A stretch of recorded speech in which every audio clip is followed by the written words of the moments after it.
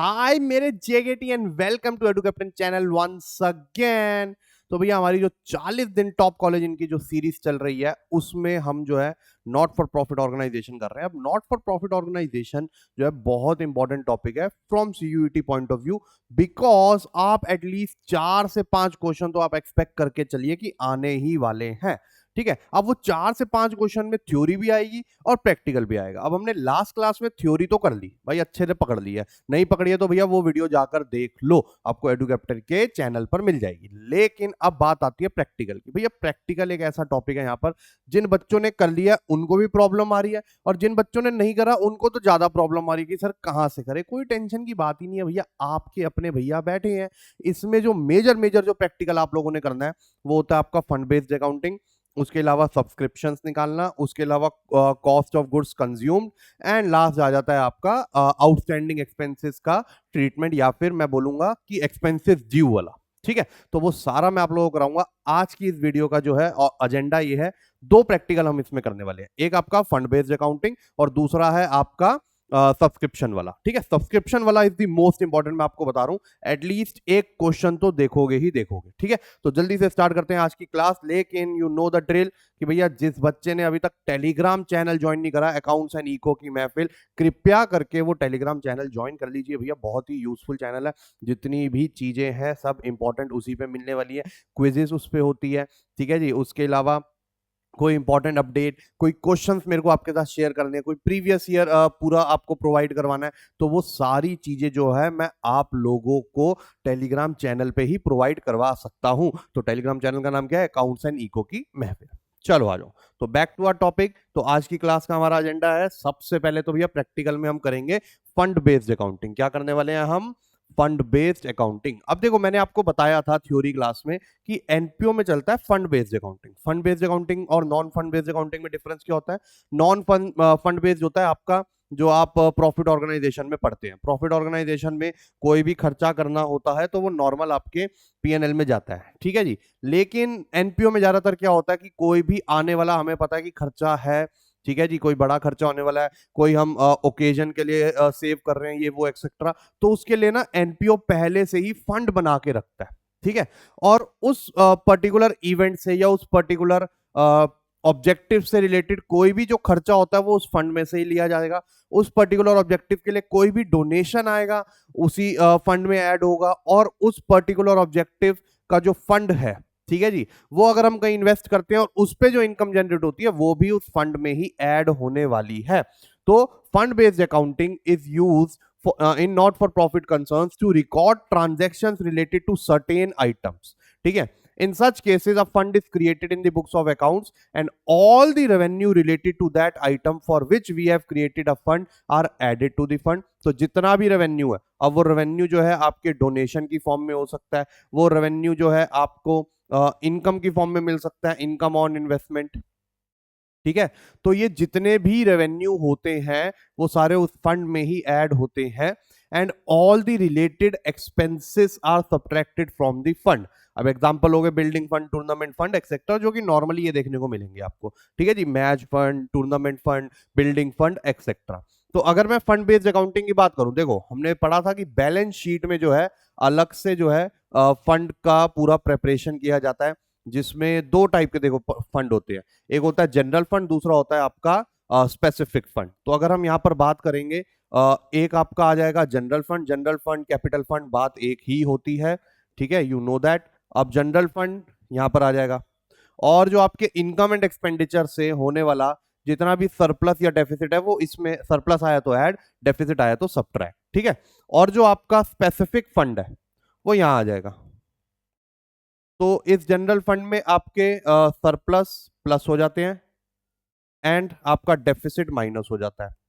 Specific fund में कोई donation मिल रही है इससे रिलेटेड तो इसी में ऐड, कोई इनकम आप जनरेट कर पा रहे हो जैसे सेल ऑफ टिकट्स, ये वो, अगर टूर्नामेंट करवा रहे हो तो इसी में ऐड। ठीक है, उसके अलावा कोई एक्सपेंसेस हो रहे हैं वो इसी में माइनस। ठीक है, फिर उसके बाद जो है बैलेंस यहां पर आ जाता है। कई बार क्या होता है, आपके फंड जितना है उससे ज्यादा आपके खर्चे हो जाते हैं, तो वो डिफरेंस हम दिखाते हैं फिर इनकम एंड एक्सपेंडिचर से, कि हम भैया बैलेंस का खर्चा अपनी जेब से लेंगे, फंड से नहीं ले पाएंगे, क्योंकि फंड हमारा पास लिमिट था, वो सारा यूज हो गया। ठीक है, तो this is how you represent fund based accounting.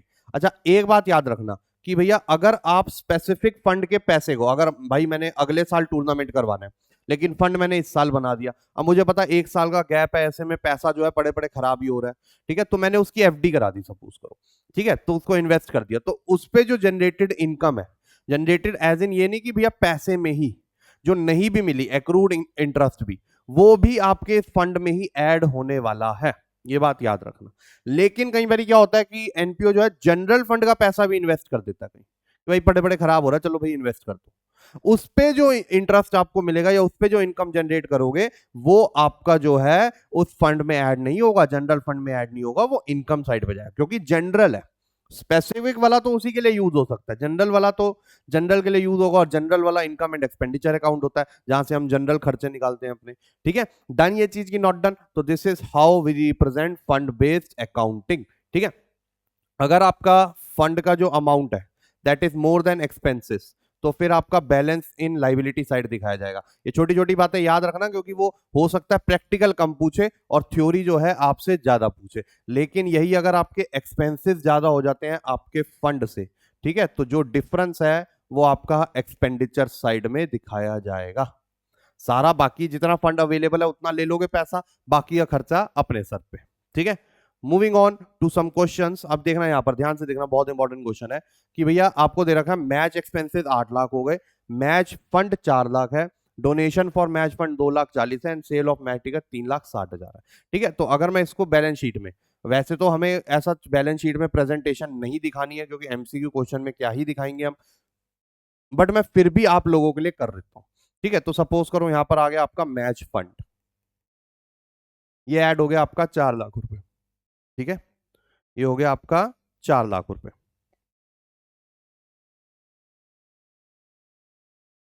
इसके बाद आपका ऐड हो जाएगा इसमें डोनेशन फॉर मैच फंड, जो स्पेसिफिक डोनेशन है, जनरल डोनेशन आपको पता है, मैंने आपको पढ़ाया था थ्योरी क्लास में कि वो जाती है आपकी इनकम साइड पे, क्योंकि वो जनरल डोनेशन है, स्पेसिफिक यहां पर ऐड हो जाएगी 4 लाख 2,40,000, माइनस हो जाएगा आपका मैच एक्सपेंसेस, ठीक है, सॉरी पहले प्लस कर लेते हैं, मैच टिकट जो आपने बेची, सारी इनकम पहले ऐड कर लेते हैं पॉजिटिव वाला, 3,60,000, तो ये आपका कितना बन गया, 4 5 6 7 8 9 और 10 लाख बन गया है। लेकिन हमारे match expenses were with in are fund limits, तो मैच एक्सपेंसेस थे आपके 8 लाख, तो जो बैलेंस का 2 सॉरी जो बैलेंस का 2 लाख है वो हम ऐसे दिखा देंगे, ठीक है, डन ये चीज की, नॉट डन। अच्छा, इसके बाद उसने ना एक और चीज बोल दी कि what will be the effect if match expensive go up by 250, जो ये 8 लाख है, अगर यही आपके 10,50,000 होते तो तब आप क्या करते, तब हम कुछ भी नहीं करते, हम मैच फंड को यहां रिप्रेजेंट नहीं करते, ठीक है जी, वर्किंग नोट में दिखाते प्रॉपर कि match fund, donation, match tickets, match expenses जो है, अब मैच फंड 10 लाख है, मैच एक्सपेंसेस जो है वो 10,50 हो गए, तो हम कुछ भी नहीं करेंगे, हम बैलेंस शीट में जो है आपका simply liability amount, asset amount, ठीक है, और यहां पर आ जाएगा आपका सॉरी बैलेंस शीट क्यों बना दी मैंने, बैलेंस शीट नहीं बनेगी, sorry my bad, balance sheet नहीं बनेगी, ठीक है, इसमें आपका वर्किंग नोट में दिखा दोगे भैया मैच एक्सपेंसेस, ये हो जाएंगे 10,50,000, इसमें से सारा फिर आप माइनस कर दोगे टोटल ऑफ मैच फंड, जो कि हो जाएगा आपका 10 लाख रुपए, ठीक है, बच गए आपके 50,000 रुपए, बच गए आपके 50,000 रुपए, ये 50,000 जो है आप अपने एक्सपेंडिचर साइड में दिखा दोगे।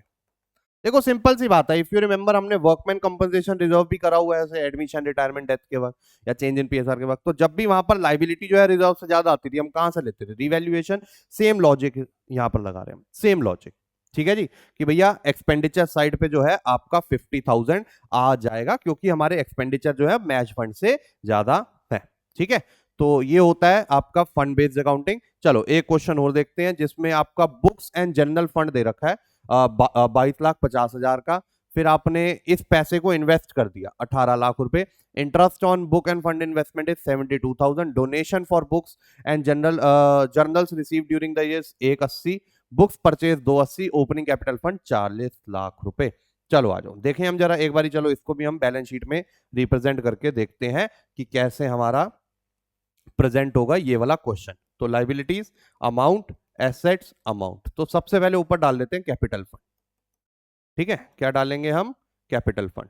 40 लाख है, इसमें कोई सरप्लस डेफिसिट का कुछ दे नहीं रखा, तो 40 लाख सीधा बाहर आ जाएगा हमारा। ठीक है, इसके बाद हमारा आ जाएगा आपका books and general fund, journal fund. ठीक है, BNJ फंड लिख लेते हैं हम।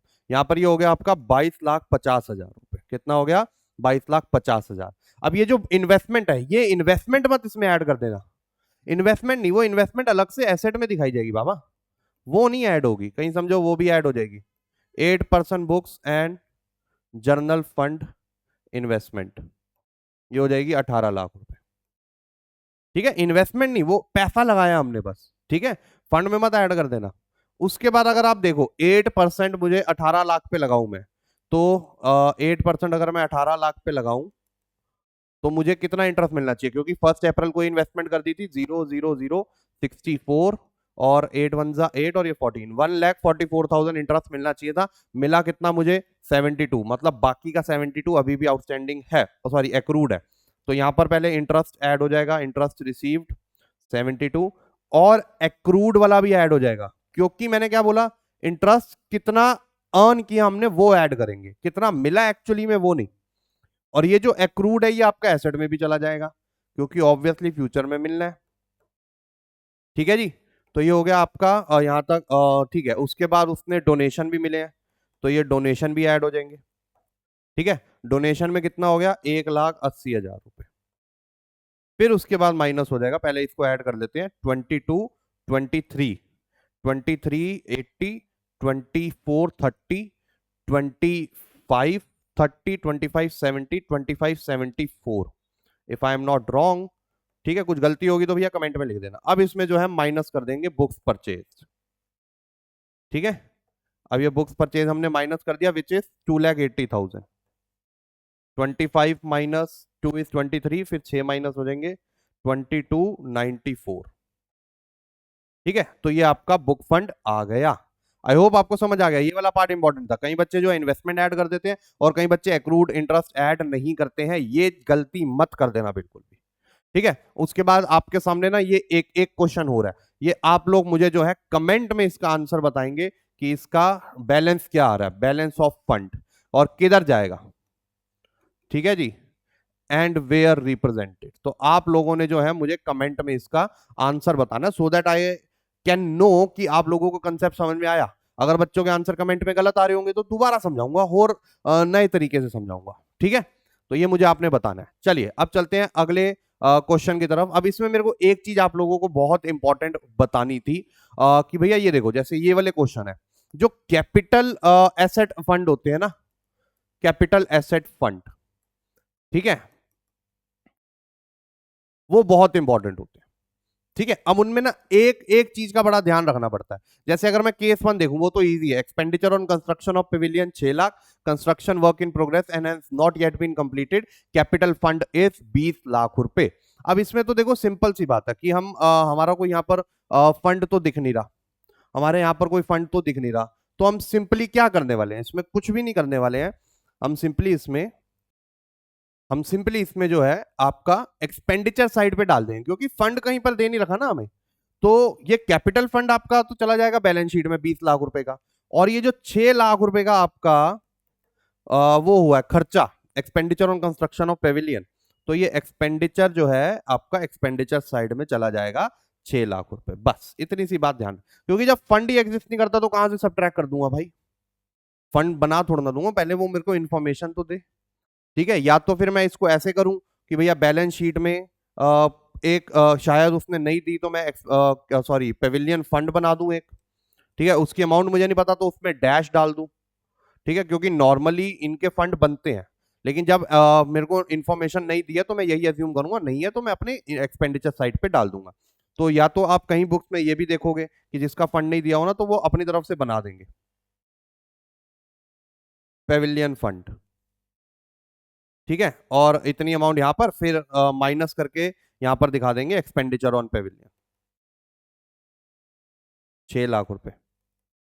बस आगे नहीं दिखाएंगे। और ये कैपिटल फंड में ऐड हो जाती है। बेसिकली मेरे को यही बताना था आप लोगों को। कैपिटल फंड है 20 लाख रुपए का, इसमें जाके ये वाला ऐड हो जाएगा। ठीक है, ट्रांसफर्ड फ्रॉम पेविलियन फंड, जो मैं अगले में आपको बताता हूँ, अगले केस में। ये देखो, बस इतना सा वो करके दिखा देंगे। तो कई बुक में आप ये भी देखोगे, दिस वे और रिप्रेजेंटेशन, बट जब उसने फंड नहीं दिया तो हम अपनी तरफ से नहीं मान सकते, तो एक्सपेंडिचर साइड में आ जाएगा। The correct version should be this. अब आते हैं केस 2 पे। केस 2 बोलता है कि भैया पेविलियन फंड एग्जिस्ट करता है 10 लाख रुपए में। अभी तक पेविलियन पे बनाने पे 6 लाख रुपए खर्चा हो चुका और कैपिटल फंड 20 लाख रुपए। अब इसको कैसे रिप्रेजेंट करेंगे, यहां पर ध्यान से देखिएगा, एक इंपॉर्टेंट चीज है। ठीक है, यहां पर देखो, ये आ जाएगा आपका लाइबिलिटी अमाउंट, एसेट अमाउंट। ये हो गया आपका ओपनिंग फंड या फिर कैपिटल फंड। ठीक है, और ओपनिंग कैपिटल फंड। उसके बाद ये हो गया आपका 20 लाख रुपए का। इसमें आपका जो है नीचे आ जाएगा पेविलियन फंड, ये था 10 लाख रुपए का। ठीक है, और आपका 6 लाख का खर्चा हो गया। पहली बात तो एक एसेट बन जाएगा आपका पेविलियन वर्क इन प्रोग्रेस, जो एक नॉर्मल बैलेंस शीट में आना ही चाहिए, क्योंकि एसेट बना है दिखाओगे तो सही, पूरा नहीं बना तो वर्क इन प्रोग्रेस। अब जितना आपका खर्चा हो गया उतना minus expenditure on Pavilion fund, 6 lakh रुपए। और यही अमाउंट सेम जो है ट्रांसफर हो जाएगी, ट्रांसफर्ड फ्रॉम पेविलियन फंड। ये हो गया आपका 6 लाख रुपए। ये कैपिटल एसेट रिलेटेड कोई भी फंड होता है, उसका ये रूल होता है कि आपको ऐसे जो है इसमें ट्रांसफर करना होता है, क्योंकि इतना खर्चा आपका हो चुका है तो फंड में से सब्ट्रैक्ट करोगे। और ये कैपिटल एसेट फंड है तो ये आपका कैपिटल, मतलब उसमें ऐसा कोई लॉजिक नहीं है कि कैपिटल कैपिटल, सिंपल सा लॉजिक है कि वी नीड टू शो कि भैया खर्चा जो है वो कम हुआ, मतलब खर्चा हमारा हो गया तो फंड कम होना चाहिए, और जितना हमने कम करा उतना हम जो है उसमें डाल देते हैं कैपिटल फंड में। समझ के बात कि नहीं समझ? ये सिर्फ कैपिटल एसेट रिलेटेड जब फंड होता है, सिर्फ कैपिटल एसेट वाला जो फंड होता है, और नहीं कोई टूर्नामेंट कोई ओकेजन वाला नहीं, कैपिटल एसेट रिलेटेड फंड। बस इतनी सी बात जो है आपने ध्यान रखनी है। ये सबसे इंपॉर्टेंट पॉइंट है, मैं आपको बता देता हूं फंड बेस्ड अकाउंटिंग का। ऐसे ही आप देखोगे जो तीसरे वाला है उसमें 6 लाख हुआ, फंड की वैल्यू अगेन 10 लाख थी, और कैपिटल फंड 20 लाख था, और डोनेशन आपको मिला 5। इसमें कुछ भी नहीं करोगे। केस 3 में जैसा केस 2 करा है, ये पवेलियन और ये एक्सपेंडिचर ऑन पवेलियन फंड से पहले जो है आपका बस वो डोनेशन ऐड हो जाएगा, नथिंग एल्स। बस वो डोनेशन पार्ट ऐड हो जाएगा, और कुछ भी नहीं है इसमें। ठीक है, तो आई होप जो है आपको अच्छे से इसमें समझ में आ गया कि कैसे करना है, क्या करना है। कैपिटल फंड पे ध्यान रखना, अगर कोई टूर्नामेंट फंड होता, कोई पर्टिकुलर ओकेजन फंड होता, तो उसमें ऐसा नहीं करते, ट्रांसफर नहीं करते हम कैपिटल फंड में, बस वो खर्चा जो है माइनस कर देते हैं स्पेसिफिक फंड से। इसमें खर्चा होगा तो माइनस करते करते करने के बाद उस फंड से जो है हमें कैपिटल एसेट में जोड़ना होता है। ठीक है, चलो, तो इतना सा था आपका फंड बेस्ड अकाउंटिंग। अब चलते हैं हमारे सब्सक्रिप्शन अकाउंट पे। ठीक है, बहुत इंपॉर्टेंट है, या फिर सब्सक्रिप्शन ड्यू निकालना, या इनकम एंड एक्सपेंडिचर में कितनी सब्सक्रिप्शन जाएगी वो निकालना, लिटरली बहुत इंपॉर्टेंट है, लिटरली। ठीक है, तो बेसिकली सब्सक्रिप्शन क्या होता है? देखो, सब्सक्रिप्शन किसी भी एनपीओ का एक मेन सोर्स ऑफ इनकम है, apart from entrance fees, donation, grants etcetera. ठीक है, और वो उसको जो है मेंबर्स देते हैं। कौन देता है? Members, periodically. पीरियोडिकली मतलब या तो मंथली होगी, या एनुअल होगी, या क्वार्टरली होगी, या हाफ ईयरली होगी, जैसी भी उनकी पॉलिसी बनी हुई है। ये हमेशा जो है debit side of receipt and payment दिखाते हैं, क्योंकि इनकमिंग ऑफ कैश है। क्या है? Incoming of cash. ठीक है, और जो भी ड्यू है, जो भी ड्यू अमाउंट होगा कि इतना मिलना चाहिए था, वो हम दिखाते हैं हमारी इनकम साइड पे। ठीक है, इनकम साइड पे, लेकिन ड्यू अमाउंट दिखाते हैं। कौन सी अमाउंट दिखाते हैं? Due amount. ठीक है, तो while calculating subscription for current period, advance subscription received for current period in the previous period and outstanding subscription। अच्छा चलो, ये सारी चीजें मैं आपको बताता हूँ, ये मैं पूरा जो है आपको स्टेटमेंट निकाल के बताता हूँ, ऐसे जो है बहुत कंफ्यूजिंग हो जाएगा। ठीक है, तो आपकी जो स्टेटमेंट है कुछ इस तरीके से बनती है, सब्सक्रिप्शन अकाउंट या फिर सब्सक्रिप्शन निकालना through statement, statement of subscription हम इसको बोलते हैं। ठीक है, बट आपको तो बनानी नहीं है, आप तो सिर्फ कैलकुलेशन करोगे, लेकिन सारा फॉर्मूला इसी में छुपा हुआ है। ध्यान से देखिएगा, बहुत इंपॉर्टेंट है। Particulars, amount. ठीक है, तो सबसे पहले आ जाता है यहां पर सब्सक्रिप्शंस रिसीव्ड। Subscriptions received. ठीक है, जितनी भी अमाउंट आपको दे रखी होगी कि इतनी हमें इस साल मिली, ठीक है। उसके बाद इसमें जो है आपने ऐड करनी है दो चीजें। एक हो गया आउटस्टैंडिंग या फिर accrued subscription at the end of the year, last date पे। ठीक है, जो लास्ट डेट पे आउटस्टैंडिंग खड़ी हुई है वो हम ऐड कर देंगे। Similarly advance subscription eight beginning, वो भी हम इसमें जो है ऐड कर देंगे। ये दोनों हम ऐड कर देंगे। देखो अभी प्रॉपर लॉजिक के साथ बताऊंगा, टेंशन नहीं लेने का। ठीक है, माइनस इन्हीं का ऑपोजिट कर देंगे, outstanding subscription eight beginning minus advance subscription eight and. ये दोनों जो है अमाउंट हम माइनस कर देंगे और आपका जो भी यहां पर आंसर आएगा वो है आपका सब्सक्रिप्शन ड्यू, कि इतना मिलना चाहिए था, जो कि आप कहां पर दिखाओगे, इनकम साइड पे, या इनकम एंड एक्सपेंडिचर की आप क्रेडिट साइड बोल लो, बात एक ही है।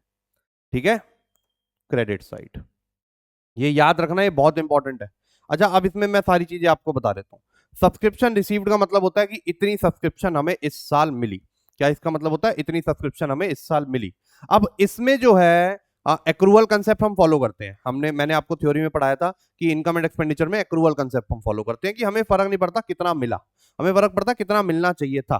तो एक तो सिंपल तरीका है, एक सबसे इजी तरीका क्या है, अगर वो आपको members they they, number of members, कि भैया हमारे, कई बार क्या होता है वो सीधे क्वेश्चन में ना ये चीजें दे देता है, बच्चे ये स्टेटमेंट बनाते रहते हैं, उनका आंसर ही नहीं आता। ठीक है, जहां पर नंबर ऑफ मेंबर्स और पर मेंबर सब्सक्रिप्शन फीस दे दे, क्या दे दे, पर मेंबर सब्सक्रिप्शन फीस, तो वहां पर आप सीधा इन दोनों को मल्टीप्लाई करो। अगर भाई मेरे स्पोर्ट्स क्लब में 100 मेंबर्स हैं और हर मेंबर की सब्सक्रिप्शन फीस सपोज करो 1000 है, तो 100 इंटू 1000 1 लाख रुपए सीधा आ गया। बस ये सीधा आ गया, इतना बड़ा तामझाम करने की जरूरत नहीं है आप लोगों को। लेकिन अगर वो ना दे, जो कि नहीं देगा मोस्ट ऑफ द केसेस में, तो आपको क्या करना है, आपको जो भी सब्सक्रिप्शन रिसीव दे रखी होगी उसमें दो चीजें ऐड करनी है। एक होता है कि इस साल की कितनी आउटस्टैंडिंग है eight the end of the year, outstanding subscription at the and, outstanding subscription at the and, तो वो आप ऐड कर दोगे, वो आप जो है इसमें ऐड कर दोगे। ठीक है, क्योंकि वो है तो इस साल की, मिली नहीं लेकिन है तो इस साल की, तो एक्रूअल कंसेप्ट बोलता मुझे फर्क नहीं पड़ता मिली कि नहीं मिली, है तो इस साल की, तो ऐड करो आप। दूसरा होता है advance subscription eight beginning. Advance subscription eight beginning का मतलब है पिछले साल जो हमें इस साल का एडवांस मिल गया था वो भी हम ऐड करेंगे, क्योंकि अगेन भले ही पिछले साल मिल गया था लेकिन बिलोंग तो दिस ईयर को करता है, इसलिए हमने ऐड कर दिया। सिमिलरली क्या हम सब्ट्रैक्ट क्यों कर देंगे, outstanding subscription at the beginning हम सब्ट्रैक्ट कर देंगे। रीजन बीइंग कि भैया आउटस्टैंडिंग है एट द बिगिनिंग, मतलब वो पिछले साल की हुई ना, अगर हम एट द बिगिनिंग बोल रहे हैं कि पिछले साल की कितनी नहीं मिली थी, तो टेक्निकली सब्ट्रैक्ट होना चाहिए। Similarly advance subscription at the and, इस साल की मतलब अगले साल की इस साल कितनी एडवांस मिल गई, तो अगेन वो इस ईयर को बिलोंग नहीं करती, तो जो इस ईयर की है उनका इफेक्ट डाल रहे हैं, और जो इस ईयर की नहीं है जिसका इफेक्ट इसमें डला हुआ है वो सब ट्रैक कर रहे हैं, सो दैट हमारे पास सिर्फ वही बचे जो इस साल का मिल गया और मिलना चाहिए। और ठीक है, तो आपके पास आ जाएगा इनकम साइड पे कितना जाने वाला है। क्या ये बात आपको समझ में आई कि नहीं आई? बस ये एक छोटा सा फॉर्मूला है, ज्यादा कोई रॉकेट साइंस नहीं है इसमें। ठीक है, अच्छा यही चीज जो है हम हमारे सब्सक्रिप्शन अकाउंट बनाकर भी कर सकते हैं। देखो मैं आप लोगों को ये सारी चीजें बता रहा हूं, लेकिन ये सब्सक्रिप्शन अकाउंट या फिर सब्सक्रिप्शन स्टेटमेंट आपके लिए इतनी मैटर नहीं करती, ऑनेस्टली बताऊं। इसका रीजन सिंपल सा है, क्योंकि आप लोगों को जो है उस पर ध्यान देना है, प्रैक्टिकल पे अमाउंट निकालने पे, तो वो यहां से आपको चेक थोड़ा ना करेगा, एमसीक्यू में दिया थोड़ी ना होगा। अच्छा एक चीज मैं आपको बताना भूल गया पिछले वाले में, कि भैया ये तो चलो इनकम साइड पे आ गई, ये आपको दी होगी रिसिप्ट एंड पेमेंट की डेबिट साइड पे। ठीक है, ये वाली जो होती है ये होती है आपकी asset side of closing balance sheet. ठीक है, सीबी लिख रहा हूं मतलब क्लोजिंग बैलेंस शीट, और ये होती है आपकी एडवांस एट द बिगिनिंग वाली जो है asset side, sorry liability side, sorry sorry my bad, यहां पर आ जाएगा आपका लाइबिलिटी साइड, क्योंकि एडवांस है ना इसीलिए, तो ये आ जाएगा आपका liability side opening balance sheet. क्या आ जाएगा? Liability side opening balance sheet. ऐसे ही ये आपका आ जाएगा outstanding subscription at the beginning, ये हो जाएगा आपका आउटस्टैंडिंग है, तो ये भी हो जाएगा आपका एसेट साइड, क्योंकि फ्यूचर में मिलना बनता है इसलिए एसेट है। ये ओपनिंग बैलेंस शीट, बिगिनिंग वाली सारी ओपनिंग बैलेंस शीट, और ये एडवांस है, ये लाइबिलिटी साइड आपकी क्लोजिंग बैलेंस शीट। ठीक है, तो इतनी सी बात जो है ध्यान रखिएगा, ये सारी चीजें कहां जाती है, और ये जाती है आपकी income side credit side. In income and expenditure account.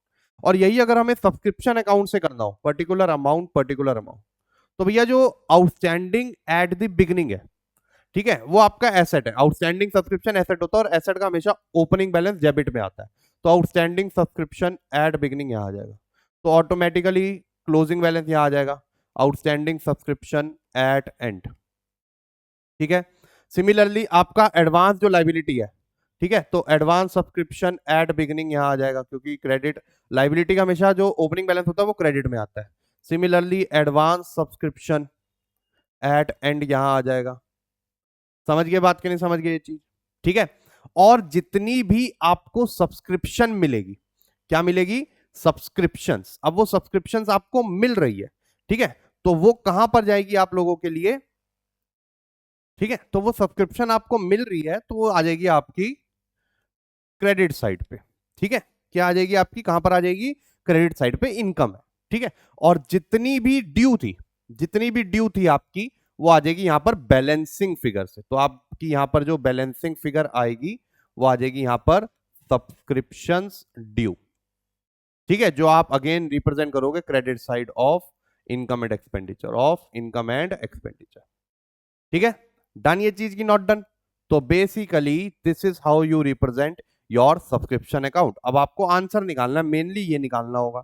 अब आप जो भी मेथड यूज करना चाहो कर लो, आप स्टेटमेंट यूज करना चाहते हो स्टेटमेंट, अकाउंट यूज करना चाहते हो अकाउंट। चलो आ जाओ क्वेश्चंस पे चले हम कुछ। जैसे आपको दे रहा, मैं सीधा अमाउंट निकालूंगा, मैं स्टेटमेंट और वो सब पे नहीं जा रहा, क्योंकि हमारा अमाउंट यहां पर मैटर करता है। तो सब्सक्रिप्शन रिसीव्ड उसने कितना बोला? 52। तो जितना भी रिसीव्ड है 52,000 वो हमने यहां लिख दिया। Outstanding on 31 March 2018, outstanding on, तो ऐड क्या क्या होता है सबसे पहले वो कर लो। आउटस्टैंडिंग एट एंड 7,000, ठीक है, और उसके बाद advance at beginning, subscription received advance, और ये रहा 2018 4।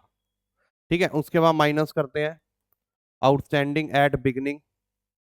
ठीक है, आउटस्टैंडिंग एट बिगनिंग ये रहा 6,000, और इसमें माइनस करते हैं एडवांस एट एंड। ठीक है, एडवांस एट एंड ये रहा 5,000।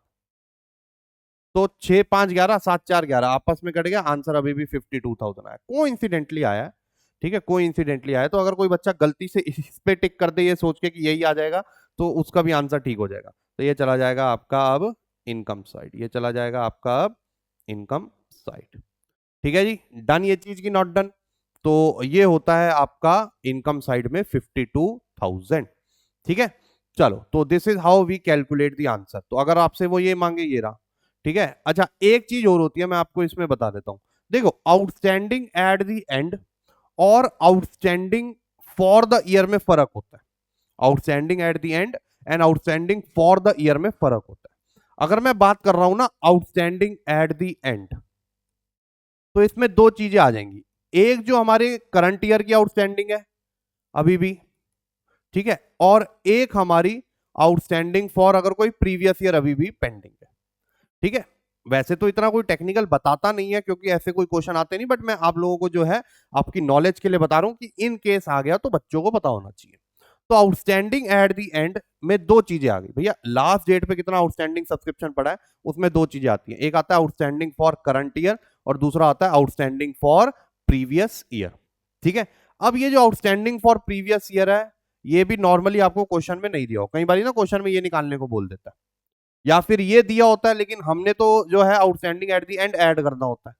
ठीक है, तो उस पर्टिकुलर सिचुएशन में आउटस्टैंडिंग फॉर प्रीवियस ईयर आपको कैसे निकालना है? जो भी आपका आउटस्टैंडिंग एट बिगनिंग है, क्या है? आउटस्टैंडिंग एट बिगनिंग, इसमें से जो है हम सब्ट्रैक्ट कर देंगे subscription of previous year received in current year.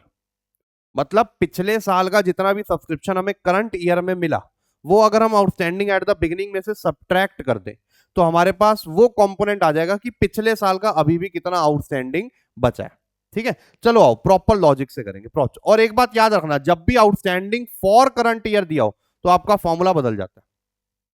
जब भी outstanding for the current year दिया हो, या फिर क्वेश्चन में जैसे यहां तो दे दिया ना, subscription receive during the year दे दिया 52,000, क्या दे दिया? Subscription receive during the year. अगर हमें वो यहां पर ये दे देता subscription received for current year, कि करंट ईयर का सब्सक्रिप्शन हमें करंट ईयर में कितना मिला, ये वाली बात। तो इस जब भी आपको ये दे दे क्वेश्चन में, तो इसमें आपको सब्ट्रैक्ट कुछ भी नहीं करना, सिर्फ और सिर्फ ऐड करना है। देखो हम पिछले वाले स्टेटमेंट के अकॉर्डिंग इसलिए कर रहे थे क्योंकि रिसीव ड्यूरिंग द ईयर में ये एज्यूम्ड है कि इसमें ये 6,000 इंक्लूडेड है जो पिछले साल का इस साल मिला होगा, और ये 5,000 इंक्लूडेड है जो इस साल में अगले साल का मिला होगा, तो हम उसका इफेक्ट हटा रहे। लेकिन जो subscription received for current year उसने बोल दिया, दैट मीन यहाँ पर ऑब्वियस है ना, वो सिर्फ करंट ईयर का ही दे रहा है हमें, उसमें अगले पिछले का एडेड ही नहीं है। तो हमें सिर्फ जो इस साल का और मिलना चाहिए था आउटस्टैंडिंग एट एंड, या फिर आउटस्टैंडिंग एट द एंड भी नहीं, आउटस्टैंडिंग एट द एंड भी नहीं, इस केस में आउटस्टैंडिंग फॉर द ईयर सिर्फ ऐड करेंगे, जो कि आपका इस फॉर्मूले से निकलेगा आउटस्टैंडिंग। अभी आपको एक क्वेश्चन करके दिखाऊंगा, ठीक है। और सिमिलरली एडवांस एट बिगिनिंग, वो हम इसमें ऐड कर देंगे। बस ये दो चीजें ऐड करनी होती है। तो ये बहुत टेक्निकल है, और ये मैं कह रहा हूं आपको 90% बच्चे जो हैं गलत करते हैं, 90%, क्योंकि उनको ये टेक्निकलिटी में कभी उन्होंने समझा नहीं। अगर ये उनके 12th में रहा होता एनपीओ, जैसे मेरे टाइम में 11th में था एनपीओ, तो हमने उस लेवल पे इतने टेक्निकल पढ़ा था, ठीक है, हमने फुल फ्लेज क्वेश्चंस करे थे। अब यहाँ पर इतना है नहीं, तो वो प्रॉब्लम आती है फिर बच्चों को। तो subscription receive for current year जब भी दिया हो, एक होता है ड्यूरिंग द ईयर, फिर ये स्टेटमेंट लगती है आपकी। एक होता है सिर्फ रिसीव्ड फॉर करंट ईयर दिया हो, उसमें outstanding for the year add होगा, एट द एंड नहीं, फॉर द ईयर, और एडवांस एट बिगिनिंग, ठीक है, ये दो चीजें ऐड हो जाएंगी। जैसे अगर हमारा अगला क्वेश्चन है, वो बोल रहा है देखो subscription receive during the year दे दिया फिर उसने, तो ये तो सीधा ही निकल जाएगा। अब इसको दो तरीके से कराता हूं आपके सामने, ये देखो subscription receive during the year कितना है 50,000, इसमें आउटस्टैंडिंग एट दी एंड हम ऐड कर देते हैं 6,000, और एडवांस एट बिगिनिंग हम ऐड कर देते हैं 8,000, और माइनस कर देते हैं outstanding at beginning which is 20,000, और advance at and which is 9,000, ठीक है। तो ये हो गया 8 और 6 14,000, 14 में से 20 गई, ये बच गया माइनस का 6, माइनस 6 और ये 15, तो आंसर आ गया 35,000, 35,000 जो इस ईयर का है, जो इनकम साइड में है। अब इसी को दूसरे तरीके से कराऊं, ये देखो जो उसने आउटस्टैंड ये दे रखी है आपको इंफॉर्मेशन कि subscription of ₹1500 are still in arrear for 2006-7, मतलब आउटस्टैंडिंग एट द बिगिनिंग 20 था, और 20 में से आपको इस साल में 18,500 मिल गया, 1,500 अभी भी पिछले साल का eight the end of the current year outstanding है, ठीक है। आई नो थोड़ा सा टेक्निकल जा रहे हो, थोड़ा टेक्निकल जा रहा हूं, कंफ्यूजिंग हो रहा है, तो अगर आपको लग रहा है कि यार ये बहुत टेक्निकल हो रहा है, तो आप यहां पर छोड़ सकते हो, क्योंकि मोस्ट प्रोबेबली ऐसे लेवल का क्वेश्चन नहीं आएगा। बट जिसको है कि नहीं सर पढ़ा दो हम कर लेंगे, तो मैं आपको बता देता हूं। अब यहां पर देखना ध्यान से, मैं क्या करूंगा, मैं यहां पर जो है सिर्फ और सिर्फ आउटस्टैंडिंग फॉर द ईयर का यूज करूंगा, पूरा आउटस्टैंडिंग एट द एंड वाला नहीं ऐड करूंगा, ठीक है। मैं सिर्फ आउटस्टैंडिंग फॉर द ईयर। अब उसने आपको क्या बोला, देखो आउटस्टैंडिंग फॉर द ईयर क्या होता है, अभी मैंने आपको पीछे फॉर्मूला कराया कि outstanding at the end is equal to outstanding for current year plus outstanding for previous year. ये वो अमाउंट उसने आपको दे दी 1,500 रुपए, और आउटस्टैंडिंग एट द एंड उसने आपको दे रखा है 6,000। क्या दे रखा है 6,000, ठीक है। तो अब देखो ये 50,000 आपको मिला, ये 50,000 आपको मिला। अब यहां पर ध्यान से देखना, पिछले साल का इस साल कितना मिला, पिछले साल का इस साल कितना मिला, आपको ये निकालना है सबसे पहले। तो आउटस्टैंडिंग और 20,000 था एट द बिगिनिंग, आउटस्टैंडिंग 20,000 था एट द बिगिनिंग। अब वो कह रहा है ये पिछले साल का होगा, अगर बिगिनिंग बोल रहा है आउटस्टैंडिंग, तो ये पिछले साल का होगा। वो कह रहा है कि इस साल के एंड में 1,500 अभी भी पेंडिंग है पिछले साल का, तो इसका मतलब है इस साल कितना मिल गया होगा पिछले साल का 18,500, कितना मिल गया होगा 18,500। सबसे पहले तो ये सब्ट्रैक्ट कर दें, क्योंकि इस 50,000 में ये 18,500 पिछले साल का होगा, ठीक है। फिर जो है मैं इसमें ऐड कर दूंगा आउटस्टैंडिंग फॉर द ईयर। अगर आउटस्टैंडिंग एट द एंड जो है 6,000 है, आउटस्टैंडिंग एट द एंड 6,000 है, तो इसमें से अगर मैं ये 1,500 माइनस कर दूं, क्या कर दूं 1,500 माइनस, तो मेरे पास सीधा आ जाएगा आउटस्टैंडिंग फॉर द ईयर कितना है, आउटस्टैंडिंग फॉर द ईयर कितना है। तो आउटस्टैंडिंग फॉर द ईयर कितना हो गया मेरे पास 4,500, मैं ये 4,500 ऐड कर दूंगा। उसके बाद सब्सक्रिप्शन रिसीव्ड इन एडवांस 9,000 अगले साल का है, ये माइनस कर दूंगा, और एडवांस एट बिगिनिंग ये 8,000 इसका है, ठीक है। अब देखें हमारा आंसर क्या आ रहा है, आ जाओ। तो 50 माइनस 18,500 प्लस 4,500, देखो आ जाओ, तो ये 500 500 कट गया, 18 माइनस 4 होते हैं 14,000, ठीक है। 14 में से 8 गए 6, 9 और 6 15, फिर से आंसर आपका जो है 35,000 आ जाएगा। अब ये थोड़ा सा मतलब देखो, एक तरफ तो बहुत इजी करवा दिया मैंने, दूसरी तरफ थोड़ा टफ बन गया, लेकिन ये टफ वो बच्चा क्रैक कर पाएगा जिसके कंसेप्ट जो है वो बहुत तगड़े हो गए इस सब्सक्रिप्शन से रिलेटेड। ठीक है, बहुत लॉजिकल है, बहुत लॉजिकल चीज है। चलो आ जाओ, उसके बाद चलते हैं आपके एक और क्वेश्चन पे। अब यहां पर ध्यान से देखना, इसको भी एक दो तरीकों से कराऊंगा। एक जो है उसने दे दिया कि भैया इस साल हमें क्या क्या subscription milli.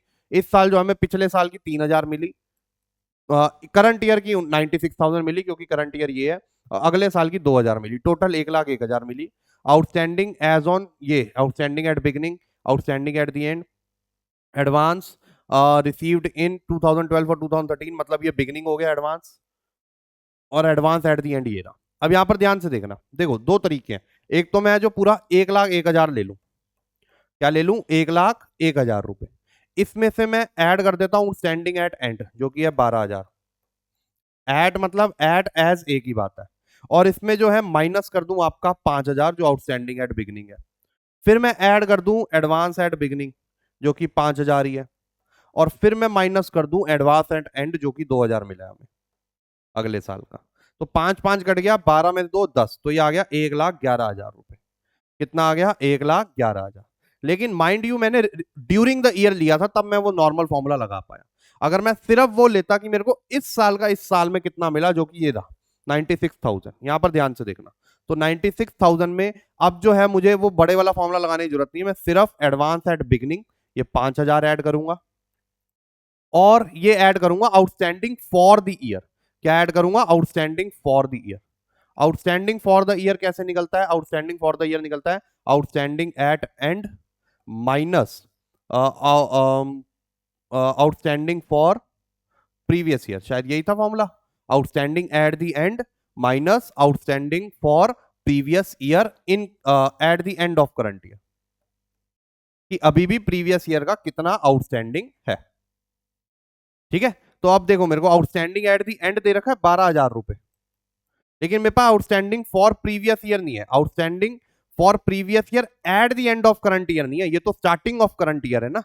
Outstanding for previous year eight the and नहीं है, तो कैसे निकालूंगा, ध्यान से देखना। अगर मेरा बिगिनिंग में 5,000 था, कितना था 5, ये कैसे निकालते हैं, इसका फॉर्मूला मैंने आपको लिखवा रखा है।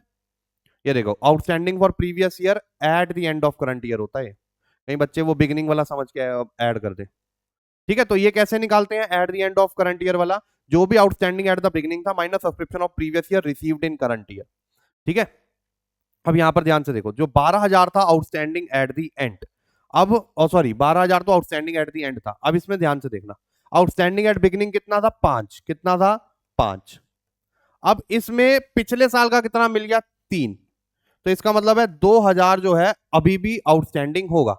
2,000 जो है वो अभी भी, क्या हो गया इसको, वो अभी भी क्या होगा, आउटस्टैंडिंग होगा। ठीक है, तो 12 माइनस ब्रैकेट में 5 माइनस 3 माइनस 2, तो 12 माइनस 2 हो गया, कितना हो गया, 12 माइनस 2। ठीक है, एक minute, just give me a second, ये क्या हो गया भैया हमारा, चलो, तो 5 माइनस 3,000, क्या हो रहा है बाबा ये, तो यहां पर कर लेते हैं, चलो आ जाओ।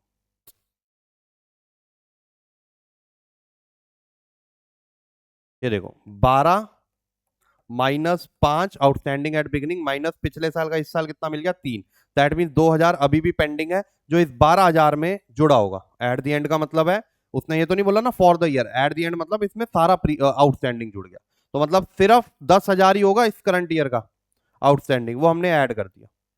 तो ये हो गया 1 प्लस 10, 1,11,000 रुपए। अगेन आपका आंसर सेम आया। ठीक है, तो देखो आपकी अप्रोच है, लेकिन आपको एलिमेंट समझने पड़ेंगे कि ये अप्रोच के लिए कौन से एलिमेंट्स आपको यूज करने, यहां पर मैंने पूरा यूज किया था, और इसके लिए कौन से करने। ठीक है, तो आई गेस आपको समझ में आ गया। आप जल्दी से ना मुझे कमेंट में आपने इसका आंसर बताना है। एक मैंने फंड बेस्ड अकाउंटिंग का दे दिया, एक इसका बताना है कि कितनी अमाउंट जो है आपकी निकल के आई। अब यहां पर ध्यान से देखना, हमें निकालना क्या है, ये चीज देखो कहीं, calculate amount of subscription outstanding for the year receive during the year दे दिया 2,5, ये भी दे दिया कितना इनकम बनती है, जो कि 200 मेंबर्स इंटू 1,000 दे रखा है। कितना दे रखा है, 200 मेंबर इंटू 1,000। तो मैं कमेंट में आके ही इसका आंसर बताऊंगा आप लोगों को कि भैया ये आंसर है इसका। ठीक है जी, हो सकता है शायद टेलीग्राम चैनल पे मैं इसकी फोटो भी शेयर कर दूं कि ये आंसर इसका बनता है। ठीक है, तो एक बारी आपने मुझे जो है कमेंट में आके या फिर कमेंट में नहीं आ सकते तो टेलीग्राम चैनल, कमेंट में अगर आपको लग रहा है कि सर आप रिप्लाई नहीं करोगे ये वो, तो टेलीग्राम चैनल में आके आपने मुझे इसका आंसर करना है कि सर जो आपने वीडियो डाली है उसका फंड बेस्ड अकाउंटिंग का ये और सब्सक्रिप्शन वाले का ये, देन मैं आप लोगों के साथ फोटो शेयर करूंगा कि भाई आपका आंसर सही है कि गलत है। ठीक है, तो आई होप आपको अच्छे से समझ में आ गया है सब्सक्रिप्शन और फंड बेस्ड अकाउंटिंग। ठीक है, और इतना मुश्किल नहीं आएगा, ऑनेस्टली बताऊं, आ गया तो मैंने आपको डीप करवा दिया। ठीक है, चलो तो अब हम आपको मिलते हैं नेक्स्ट वीडियो में, तब तक के लिए bye bye, take care and have